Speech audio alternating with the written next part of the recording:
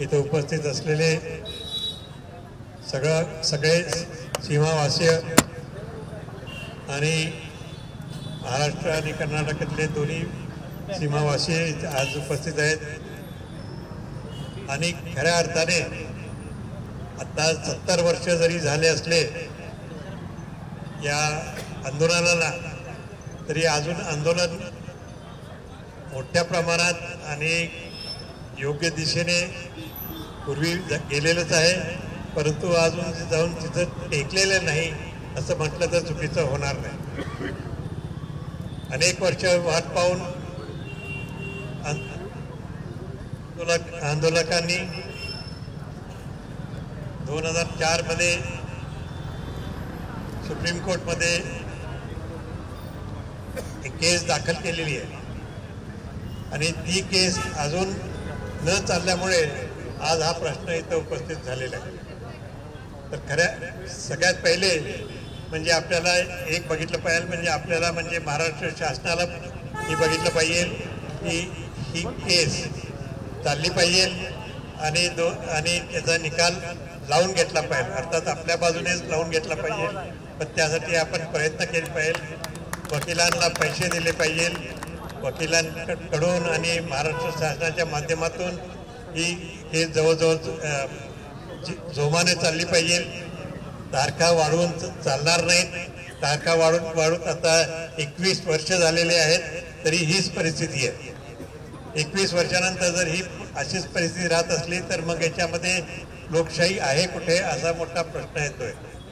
आपण म्हणतोय justice denied is justice denied, म्हणजे जेवढा वेळ जर झाला असेल तर आपल्याला 21 वर्ष न्याय मिळालाच नाही आहे अशी परिस्थिती आहे। न्याय मिळवायचा असेल तर योग्य कालावधीत आपल्याला मिळाला पाहिजे, हे तो जवळजवळ ताबडतोब मिळाला पाहिजे, त्यात काही शंका नाही। आणि त्यासाठी आज मला वाटतं आपण इथं निवेदन आपण कलेक्टर साहेबांकडे देणार आहोत। कलेक्टर साहेब महाराष्ट्र शासनाकडे देतील, आणखी त्याप्रमाणे पुढची कारवाई होईल ही अपेक्षा सगळ्यांकडनं आहे। आणि महाराष्ट्र शासनाने जास्त लक्ष घालून याच्या तारखा लावून घेतल्या पाहिजे, तारखामध्ये वाढ होऊ नये याची दक्षता घेतली पाहिजे। ही दक्षता आतापर्यंत घेतली नसल्यामुळे 21 वर्ष लागलेले आहेत हे स्पष्ट झालेलं आहे। कुठलीच केस जवळजवळ 21 वर्ष चालते असं होत नाही। म्हणून आता जे आपण जे सगळे सांगणार आहोत जिल्हाधिकाऱ्यांना ते निश्चितच मुख्यमंत्र्यांकडे पर्यंत पोहोचेल आणि मुख्यमंत्री याच्यात लक्ष घालून आपला धावा चालून घेतील, त्यात काही प्रश्न नाही आहे। आणि आपण अपेक्षा करूया की चालून घेतील, दुर्लक्ष करतील असं या भविष्यामध्ये ते करणार नाहीत अशी सुद्धा आपण अपेक्षा करूया। त्यांना आता नुकतेच आता मुख्यमंत्री पुन्हा एकदा झालेले असल्यामुळे त्यांना एक आता महिनाभर 1.5 महिनाभर मिळालेलंच आहे, तर आता यापुढे लवकरात लवकर ते काम करतील ही अपेक्षा आपण ठेवूया। अशा तऱ्हेने आपण जो आज हे निवेदन आपण देत आहात त्याचा अन्याय आपल्या सगळ्यांवरच होतोय, विशेषतः जे सीमा भागातील आपले जे मंडळी आहेत ते त्यांच्यावर अन्याय होतोय। आणि एक याच्यामध्ये आपण असं पाहिलं पाहिजे की आपण सीमावासियांसाठी काय करतोय, महाराष्ट्र शासन सीमावासियांसाठी काय करणार आहे, म्हणजे जरी वेळ लागला तरी आपण काय करू शकतोय इकडे सुद्धा लक्ष देण्याची गरज आहे। कारण अनेक शिक्षणाच्या संबंधित असो किंवा आणि धंदे असो नोकऱ्या असो त्याच्यामध्ये सुद्धा सवलती महाराष्ट्र शासन सीमावासियांना देतील अशी सुद्धा मी अपेक्षा ठेवू शकतो।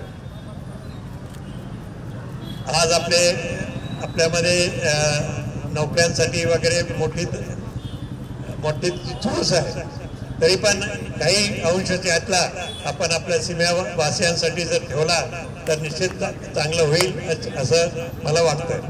त्याप्रमाणे आज आपण सर्व जे एकत्र आलो आहोत, सगळ्या पक्षांचे मंडळी इथं उपस्थित आहेत, सगळे जाती धर्मांचे लोक उपस्थित आहेत। म्हणून याच्यामध्ये कुठलाही आता भेदभाव काही आपण केलेला नाही. ही चांगली गोष्ट आहे. फक्त एक आपला ध्येय आणि धोरण घेऊन आपण कार्य करतो, ही एक समाधानाची गोष्ट आहे. पण ही समाधानाची गोष्टीसाठी आपण आता जवळजवळ 70 वर्ष वाट पाहिली, पण आपल्याला समाधान कधी, खरा समाधान कधी होणार आहे हा मोठा प्रश्न आहे. समाधान लवकर झाला पाहिजे, तरच ही चळवळ वाढणार नाही, म्हणजे लोकांना न्याय मिळेल आणि योग्य तऱ्हेने सगळे राहू शकतील. आणि अशी अपेक्षा जर आपण केली तर ही अपेक्षा करणं हे चुकीचं नाही आहे. आणि हे शासनाचं काम आहे आणि शासनाचं काम आहे अशा तऱ्हेने सगळ्यांना न्याय द्यायचा. आपण पाहिलंय की आसाममध्ये, पंजाब, इकडं तिकडं अनेक ठिकाणी जिथं असे वाद निर्माण झालेले आहेत, त्यातनं एकत्र बसून त्यातनं काहीतरी मार्ग पूर्वी निघालेले आहेत आणि विषय संपलेले आहेत. तसा हा प्रश्न आता 70 वर्ष झिजवत राहिलेला प्रश्न आणि झिजवत राहिलेला प्रश्न हा कधीतरी समाप्ती झालीच पाहिजे. यात काही प्रश्न नाही आहे, लवकरात लवकर झाली पाहिजे. आणि त्यासाठी आज आपण इथं एकत्र आलो आहोत. 69 वर्षामध्ये अनेक हुतात्मा झालेले आहेत आणि आज त्यांच्या ह्या दृष्टिकोनातून आपला हा हुतात्मा दिन सुद्धा आहे. आणि हा हुतात्मा दिन, या हुतात्म्यांकडे लक्ष ठेवून आपण त्यांनी केलेलं कार्य, त्यांनी दिलेलं जीवदान हे आपण सर्वांनी लक्षात ठेवलं पाहिजे आणि आपण पुढे आपली चालू ठेवली पाहिजे. तर ह्या प्रसंगी मी आपल्याला एवढंच सांगू इच्छितो की आपण सर्व एकत्र राहण्याची नितांत गरज आहे. मग ते महाराष्ट्रातले आपले मंडळी असतील किंवा कर्नाटकातले सुद्धा असतील, जे आज कर्नाटकात आहेत ते इकडे येऊ इच्छितात. आपल्या महाराष्ट्रामध्ये अनेक खासदार आहेत, 48 खासदार आहेत. 48 खासदार एकत्र आले तर निश्चितच त्याला जोर येईल. परंतु 48 खासदार एकत्र आणणे फार कठीण आहे. हे म्हणतात शक्य आहे, त्याला आणायचा प्रयत्न करूया. आपण 48 खासदारांना एकत्र आणायचा प्रयत्न करूया. आणि महाराष्ट्र शासनाला सुद्धा त्यांच्याकडनं जे काय करून घ्यायचं आहे त्या दृष्टिकोनातून सुद्धा आपण प्रयत्न करू. आणि सर्वांनी मिळून जर आपण ताकद लावली तर ती निश्चित ताकद वाढतीये. एकाचे 2, 2चे 4 झाले तर निश्चित ताकद वाढतीये. या तऱ्हेने आपण काम करूया आणि एक हातात हात घालून, पायात पाय नाही, हातात हात घालून आपल्याला काम करायचं आहे. आणि त्या तऱ्हेने आपण निश्चित काम केल्यावर आपल्याला काही ना काही यश निश्चित आपल्याला मिळेल, आपल्याला न्याय मिळेल, असं मी आपल्याला सांगून मी आपली रजा घेतो. जय हिंद, जय महाराष्ट्र.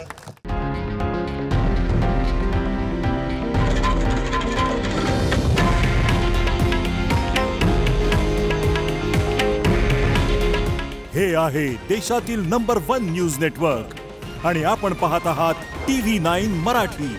काळजी तुमची, हित महाराष्ट्राचं.